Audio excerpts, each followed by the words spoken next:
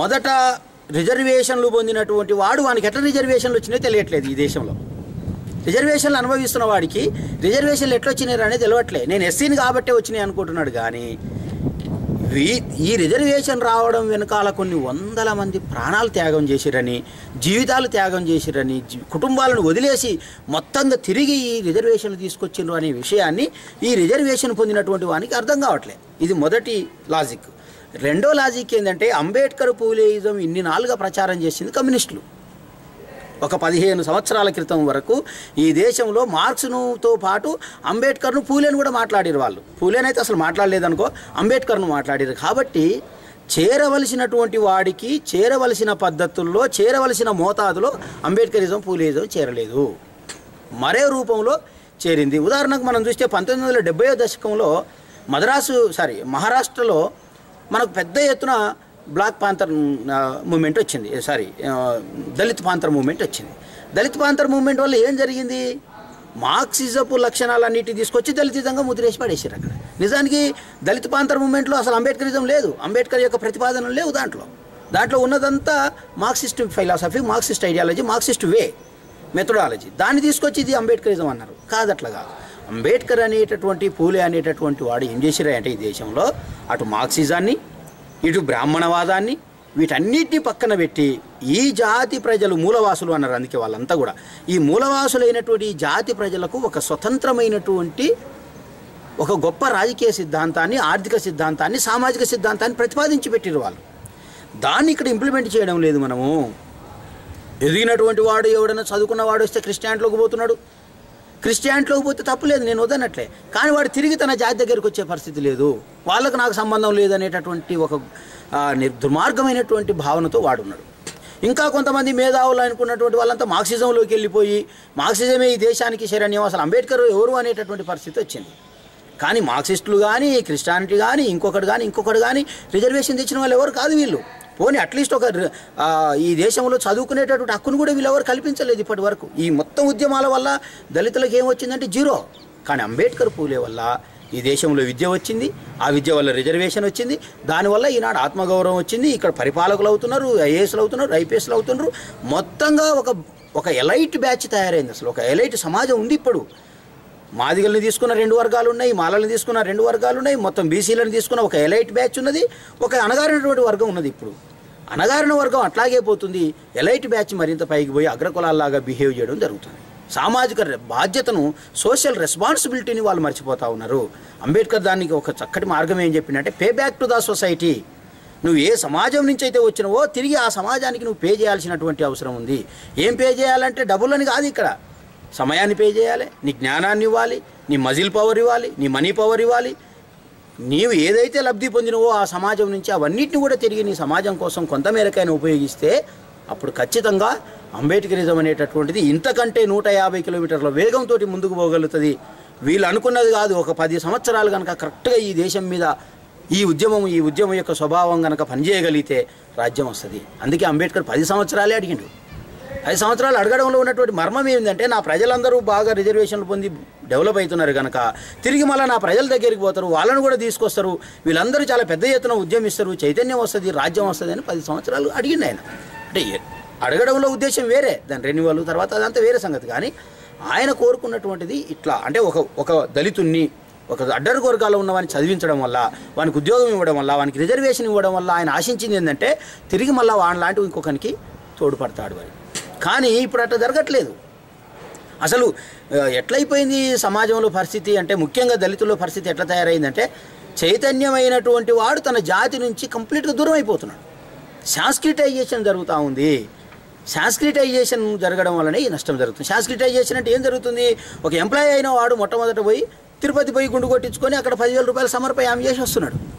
అసలు ఏందిరా అక్కడ ఎందుకు పోయినావురా అంటే నాకు ఉద్యోగం వచ్చిందండి. ఉద్యోగం వచ్చింది ఎవరు అంటే అంబేద్కర్ వల్ల. ఇటు రావాల్సినటువంటి వ్యవహారం అటుపోయింది. అంటే సాంస్క్రిటైజేషన్ జరుగుతూ ఉంది ఈ వ్యవస్థలో. కాబట్టి డిస్ట్రక్షన్ కావాల్సినటువంటి వ్యవస్థ అంతా తిరిగి రీకన్స్ట్రక్ట్ అవుతుంది అక్కడ. ఇక్కడ రీకన్స్ట్రక్ట్ కావాల్సినటువంటి మూమెంట్ అంతా డిస్ట్రక్ట్ అవుతూ ఉంది కిందికి. ఇగో ఇంత పెద్ద గ్యాప్ రావడం వల్ల అసలు 8 సంవత్సరాలు పడుతుంది. నిజానికి నేను అంటున్నాను, అంబేద్కర్, పూలే, కాంశీరాములు ఇచ్చినటువంటి ఒక ప్రణాళికబద్ధమైన రాజకీయ సిద్ధాంతం కనుక యాజ్ ఇట్ ఈజ్గా ఈ చదువుకున్న వాళ్ళంతా ఇంప్లిమెంట్ చేయగలిగితే 10 సంవత్సరాల్లో ఈ దేశ పాలకులు అవుతారు వీళ్ళు. ఇది 100%. మన అందుకే ఒక 1931 సంవత్సరాల్లో జరిగినటువంటి రౌండ్ టేబుల్ కాన్ఫరెన్స్లో అంబేద్కర్ చాలా క్లియర్గా స్పష్టంగా చెప్పిండు, నా ప్రజలారా ఇదిగో నేను ఈనాడు ఓటు తెచ్చినందుకే ఆయన ఒక గొప్ప మాట చెప్పిండు.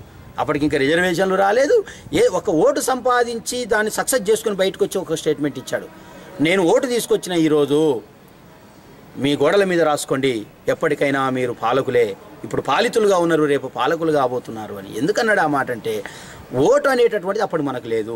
అసలు ఓటు వేసే మన ప్రజలకు కూడా ఓటు అంబేద్కర్ ఇచ్చిందని అనుకోవట్లేదు. ఇప్పుడు ఓటు ఎవరి వలనో వచ్చింది అనుకుంటున్నారు. కానీ ఓటు అనేటటువంటి విలువను కూడా తెలుసుకోగలిగినటువంటి పరిస్థితుల్లో మనల్ని ఈ అగ్రకులాలు, ఈ సాంస్క్రిటైజేషను, లేకపోతే ఈ గ్లోబలైజేషను, ఇప్పుడున్నటువంటి ఇప్పుడు తెలంగాణ మూమెంట్లో ఉన్నటువంటిది అంతా కూడా నిజానికి అప్పర్ కాస్ట్ డామినెన్స్ నడుస్తుంది. దీనంటే తప్పు అంటాడు, లేదు దీనంటే వ్యతిరేకించేటటువంటి వాళ్ళు మన వాళ్ళే తయారయ్యారు. అన్డెమోక్రటికల్ వేలో మూమెంట్ అంతా నడిచింది, దాన్ని ఎవడు ప్రశ్నించే పరిస్థితి లేదు ఇవాళ. కాబట్టి ఈ పరిస్థితుల పరిణామాలు ఎందుకు జరుగుతున్నాయి అంటే కారణం ఇది. బడికి పోవాల్సినటువంటి వాడిని మా ఊరిని ఒక సందర్భంలో అడిగారు, ఏమంటే ఇంత పెద్ద మూమెంట్ చేస్తూ ఉన్నారు, మరి మా విద్యార్థులుగా మా పాత్ర ఏందని విద్యార్థులందరూ ఆయన దగ్గర పోయి పెడితే ఆయన ఏమన్నాడు, మీరు ఏం చేయదయా బడికి వెళ్ళండి అన్నాడు. Go to your colleges, schools అన్నాడు. ఇక్కడ జరుగుతున్న మూమెంట్ ఏంటంటే, మూమెంట్ జరగాలంటే స్కూల్ బంద్ చేయాలంటున్నారు, మూమెంట్ జరగాలంటే కాలేజీ బంద్ చేయాలంటున్నాడు, మూమెంట్ జరగాలంటే ధర్నా చేయాలంటున్నాడు, మూమెంట్ జరగాలంటే రోడ్డు మీదకి పోవాలంటున్నాడు. ఇది అన్డెమోక్రటికల్ వే. అందుకే ఇప్పటికి కూడా మాయావతి ఈ విషయంలో చాలా క్లియర్గా ఉంది. ఎక్కడ కూడా ధర్నాలు రాస్తారోకలు చేయలే తెలంగాణ కోసం డెమోక్రటికల్ వేలో నేను రేపు పార్లమెంట్లో నా మద్దతు ఇస్తున్నా అని చెప్పింది. ప్రజల్ని చైతన్యం చేసి ప్రజా ఉద్యమం ద్వారా చేయవలసినటువంటి ఉద్యమాలని తాత్కాలికమైనటువంటి పరిస్థితుల్లో ఇట్లా చేస్తూ ఉన్నారు. సరే, ఇది చిన్న తరహా ఉద్యమం కాబట్టి, కొద్దిగా స్వల్పకాలికమైనటువంటి ఉద్యమం కాబట్టి ఇది నడుస్తుంది, దానికి అభ్యంతరం లేదు, దానికి వ్యతిరేకం కూడా కాదు. కానీ దళితుల ఉద్యమము, రాజ్యాధికార ఉద్యమం ఇది చాలా దీర్ఘకాలికమైంది, ఇది స్వల్పకాలికమైంది కాదు. ఎందుకు దీర్ఘకాలికమైందంటే, ఒక రాజకీయ అధికారం సరిపోదు, ఆర్థిక స్వేచ్ఛ కావాలి. ఒక ఆర్థిక స్వేచ్ఛ, రాజకీయ స్వేచ్ఛ సరిపోదు, సామాజిక స్వేచ్ఛ కావాలి. దీనికి లింక్ ఉన్నది. ఆర్థిక స్వేచ్ఛ సామాజిక స్వేచ్ఛకు, ఈ రెండు రాజకీయ వీటన్నిటి అధికారం వచ్చింది, రాజకీయ అధికారం వస్తే అది ఆర్థిక స్వేచ్ఛకు దారితీయాలి, ఆర్థిక స్వేచ్ఛ వస్తే సామాజిక, ఈ మూడింటిలో ఏదొచ్చినా సైమల్టేనియస్గా మిగతా ఉద్యమాలకు దారితీసి అప్పర్ కాస్ట్ లేదా మెయిన్ స్ట్రీమ్ రాజకీయాలు అంటున్నటువంటి వాటిని ఇక్కడున్న వాడిని సమానం చేయగలగాలి. అప్పుడు ఈక్వల్ సమాజం వస్తుంది. అప్పుడే స్వేచ్ఛ, సమానత్వం, సౌభ్రాతృత్వం అనేటటువంటి పునాదుల మీద ఒక నవ సమాజం నిలబడుతుంది, ఒక నవ దేశం నిలబడుతుంది. ఒక అమెరికా లాంటి మిగతా దేశాల్లో ఉన్నటువంటి మిగతా జాతుల్లాగా నా జాతులు కూడా ఆత్మగౌరవంతో బతకగలుగుతాయి అనుకున్నాడు అంబేద్కర్. చాలా కీలకమైన ప్రశ్న కాబట్టి నేను ఇంకెక్కువ వివరణిస్తున్నాను.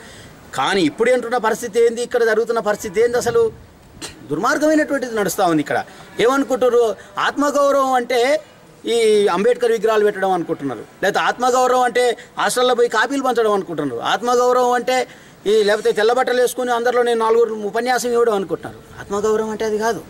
మిగతా మెయిన్ స్ట్రీమ్ సమాజం ఏదైతే ఆర్థికంగా, రాజకీయంగా, సామాజికంగా స్వేచ్ఛను అనుభవిస్తున్నదో అలాంటి స్వేచ్ఛను, సమానత్వాన్ని ఈ సమాజం, కింద ఉన్న సమాజం కోరుకోగలగాలి. కోరుకోవడం కాదు, అనుభవించగలగాలి. అందుకే కేవలం ఇంతటితోటే సరిపెట్టుకోలేదు అంబేద్కర్, చాలా గొప్ప దార్శనికుడు ఆయన. ఎందుకు తెలుసా, కింద మహిళలను కూడా యాడ్ చేసుకున్నాడు మళ్ళీ తీసుకొచ్చి. ఇట్లాంటిది ఒకవేళ వస్తే మళ్ళీ మగవాళ్ళే అనుభవిస్తారు కాబట్టి అది అసమానత్వ సమాజం అవుతుంది. కాబట్టి మహిళల్ని కూడా ఈ స్థాయికి తీసుకొస్తేనే అప్పుడు సమానత్వం ఏర్పడుతుంది. మొత్తం సమాజం సమానత్వం మీద ఆధారపడి ఉండాలి, స్వేచ్ఛ మీద ఆధారపడి బ్రతకాలి, సౌభ్రాతృత్వం ఉండాలి, ఈ మూడింటి మీద అని ఒక బ్యాలెన్స్డ్ సమాజాన్ని, ఒక ఆదర్శవంతమైన సమాజాన్ని నిర్మాణం చేసిండు. కానీ ఇక్కడ ఉన్న వాళ్ళు మార్క్సిజం ఆదర్శం అనుకుంటున్నారు, ఇక్కడ ఉన్నటువంటి వాళ్ళు ఇంకొకటి ఆదర్శం అనుకొని ఇంకొకటి ఆదర్శం అనుకోవడం మూలంగానే ఈ దేశంలో ఇప్పటికీ అన్యాయం జరుగుతుంది, ఈ దేశంలో ఇప్పటికీ దుర్మార్గం జరుగుతూ ఉంది. అది పోవడానికి అంబేద్కర్, పూలే వాదమే సమగ్రమైన వాదం జరగాల. నేనేమంటున్నంటే అసమగ్రమైన వాదం జరుగుతూ ఉంది. కాంగ్రెస్లో ఉన్నోడు అంబేద్కర్, పూలే అంటాడు, రాజ్యాధికారం అంటాడు. బీజేపీలో ఉన్నోడు అంబేద్కర్, పూలే అంటాడు, రాజ్యాధికారం అంటాడు. ఇవాళ తెలంగాణలో ఉన్నోడు అంబేద్కర్, పూలే అంటాడు, రాజ్యాధికారం అంటాడు. అది ఎట్లా సాధ్యమవుతుంది? సాధ్యమే కాదు. ఎందుకు కాదంటే కాంగ్రెస్లో ఉన్నోడు కాంగ్రెస్ ఎజెండా మొయ్యాలి. ఎందుకంటే వాడు కాంగ్రెస్ వాడు కాబట్టి కాంగ్రెస్ చెప్పింది, సోనియా గాంధీ చెప్తే వాడు అది మొయ్యాలి. లేకపోతే దీనికి టికెట్ కట్ అవుతుంది. ఇక్కడ తోక కట్ చేస్తాడు వాడు. తోక కట్ చేయకుండా అంటే ఆమె ఎజెండా మొయ్యాలి. ఇంకో పార్టీలో ఉన్నోడు ఇంకోని ఎజెండా మొయ్యాలి. ఆ ఎజెండా ఒకవేళ వీళ్ళు దళితులకు వ్యతిరేకమైందైనా దళితుడు మొయ్యాలి, బీసీకి వ్యతిరేకమైందైనా బీసీ మొయ్యాలి. ఉదాహరణకి మొన్న పార్లమెంట్లో జరిగినటువంటి ప్రమోషన్లలో రిజర్వేషన్ బిల్లు పేపర్స్ని, డాక్యుమెంట్స్ని పార్లమెంటులో చింపేసినటువంటి ఘనత ఎవరిదంటే దళిత ఎంపీలదే. అది సమాజ్వాదీ పార్టీ, కాంగ్రెస్ పార్టీ, ఏ పార్టీ అన్న నేను అనట్లే. చింపేసినోడు ఎవడు? దళితుడు. రిజర్వేషన్లు, ప్రమోషన్లో రిజర్వేషన్ ఎవరికి కావాలి? దళితునికి ఎవరిచ్చింది? అంటే తన జాతికి వస్తున్నటువంటి ప్రయోజనాలకు వ్యతిరేకంగా పోరాటం చేస్తున్నవాడు తనవాడే. ఎందుకు ఇటువంటి పరిస్థితి దాపురించిందంటే వాని పార్టీ ఎజెండా అది. వాని పార్టీ వాడు చింపేయమంటున్నాడు, అది మనకు అవసరం లేదు అని మనకు వ్యతిరేకం అంటున్నాడు కాబట్టి ఇటు చింపేస్తున్నాడు. అందుకే ఒక స్వతంత్రమైన తన కాళ్ళ మీద తాను నిలబడగలిగి తన సమాజాన్ని తను నిర్మాణం చేసుకోగలిగేటటువంటి అంబేద్కర్, పూలే, కాన్షీరామ్ని ఎందుకు మనం ఇక్కడ ఖచ్చితంగా యాడ్ చేసుకోవాలంటే కాన్షీరామ్ వీటన్నిటి కాదు కాబట్టే. ఇందులో ఉన్న బానిసత్వం ఉంటుంది మనకి, ఈ బానిసత్వం నుంచి విముక్తి జరగదు.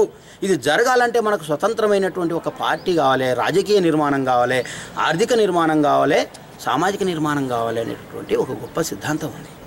దాన్ని వదిలేయడం మూలంగానే మొత్తంగా జాతులకు అన్యాయం జరుగుతుంది. ఇంకొక ప్రామాణికమైన విషయం ఏంటంటే నీగ్రో జాతుల్లో ఒక అద్భుతమైనటువంటి ప్రణాళిక ఉంటుంది వాళ్ళ అభివృద్ధికి. ఎట్లా అంటే ఆర్థికపరమైనటువంటి అభివృద్ధికి కూడా వాళ్ళు ఒక స్కెచ్ చేసుకున్నారు, ఒక బ్లూ ప్రింట్ ఉంది వాళ్ళ దగ్గర. ఏం బ్లూ ప్రింట్ ఉందంటే, చలో అక్కడ ఒక షాప్ ఉంటుంది, అది వైట్ మెన్ షాప్, ఒకటి బ్లాక్ షాప్ ఉందనుకో. పోయేవాడు బ్లాక్ కాబట్టి వాడు ఏం చేస్తాడంటే వైట్ షాప్లో కొనడు, బ్లాక్ షాప్లోనే కొంటాడు. ఆ బ్లాకే షాపే కాదు, అక్కడ లేకపోతే ఇంకో బ్లాక్ షాప్లో అయినా కొంటాడు, కానీ వైట్ మెన్ షాప్లో కొనడు వాడు.